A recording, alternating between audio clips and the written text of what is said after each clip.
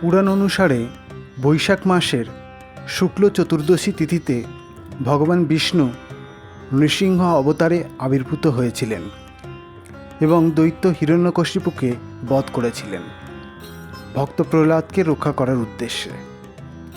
ইনি বিষ্ণুর চতুর্থ অবতার। কোনো কোনো বছর তিথি অনুযায়ী দিনটি জ্যৈষ্ঠ মাসে পড়ে। পদ্মপুরাণ এবং অন্যান্য ধর্মগ্রন্থ অনুযায়ী এই দিন ব্রত পালন করে নৃসিংহদেবের পূজা করলে রোগমুক্তি, শত্রুনাশ এবং মোক্ষপ্রাপ্তি হয়ে থাকে। বলা হয় 1000 অন্যান্য ব্রত পালনের যে ফল হয়, একটি নৃসিংহ চতুর্দশী ব্রত পালনে সেই ফল লাভ হয়ে থাকে। কিন্তু কেন এই ব্রত এত শ্রেষ্ঠ এবং তার পেছনে কী কারণ, সাথে এই বছরের নৃসিংহ চতুর্দশীর সময়সূচি, সব কিছু জেনে নেব শুধুমাত্র সনাতনী ভাবনায়।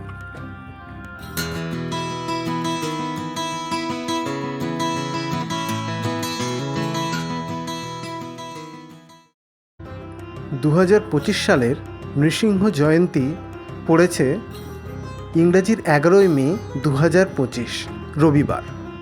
তিথি শুরু হচ্ছে 10ই মে বিকেল 5:30 থেকে এবং শেষ হচ্ছে 11ই মে রাত্রি 8:02।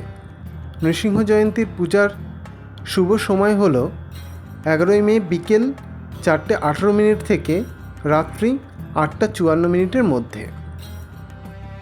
আর এই ব্রতের পালন হবে 12ই মে ভোর 5:51 পর থেকে মিনিটের মধ্যে। এবার জেনে নেওয়া যাক এই নৃসিংহ চতুর্দশী ব্রত কেন এত গুরুত্বপূর্ণ একটি ব্রত, কেন তা পালন করা অতি পুণ্যের একটি কর্ম। বৃহন্নারসিংহ পুরাণে স্বয়ং নৃসিংহদেব ভক্ত প্রহ্লাদকে উপদেশ দিয়েছেন, বর্ষে বর্ষে তু কর্তব্যং মম সন্তুষ্টি কারণম ময়া গুজ্জমিদং শ্রেষ্ঠং মান বৈভব ভীরভিঃ। অর্থাৎ প্রতি বছর আমার সন্তুষ্টির উদ্দেশ্যে চতুর্দশী ব্রত কর্তব্য। জন্ম মৃত্যুময় সংসার ভয়ে ভীত মানুষ এই পরম গোপনীয় এবং শ্রেষ্ঠ ব্রত পালন করবে। এই ব্রত পালনে মানুষ জন্ম মৃত্যুরূপ কালচক্র থেকে মুক্ত হবে এবং বা মোক্ষ লাভ করবে। এই গোপন ব্রত পালনের ফল অনেক গুণ বেশি। 1000টা ব্রত পালন করলে যে পুণ্য হয়, এই ব্রত পালনে তার সমান ফল লাভ হয়ে থাকে। এই ব্রত ভক্তিযুক্ত মনে পালন করলে দারিদ্র্য নাশ হয়, দরিদ্র ব্যক্তি লক্ষ্মী লাভ করে, আর পুত্রহীন ব্যক্তি পরম বিষ্ণুভক্ত পুত্র লাভ করে থাকে।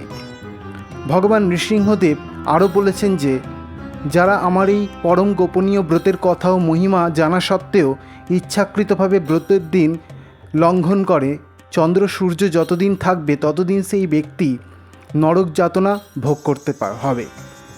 ভগবান নৃসিংহদেব আরও বলেন যে, আমার ভক্তরা সাধারণত এই ব্রত পালন করে থাকে, কিন্তু সকলেই এই ব্রত পালনের অধিকারী এবং সকলেরই এই ব্রত পালন করা কর্তব্য। এই ব্রতের ফল অসীম। এই এক ব্রতের ফল বর্ণনা করা যায় না। এই ব্রত পালন করলে হত্যাজনিত কোটি পাপ বিনষ্ট হয়। এই ব্রতের মাহাত্ম্য কীর্তন করলে ব্যক্তির সকল পাপ নষ্ট হয়ে যায়। যে মানুষ ভক্তি সহকারে এই ব্রত পালন করেন, সে ভগবান নৃসিংহদেব অর্থাৎ শ্রী গোবিন্দের কৃপা লাভ করেন। ভক্ত প্রহ্লাদ মহারাজও এই ব্রত পালন করেই ভগবানকে লাভ করেছিলেন।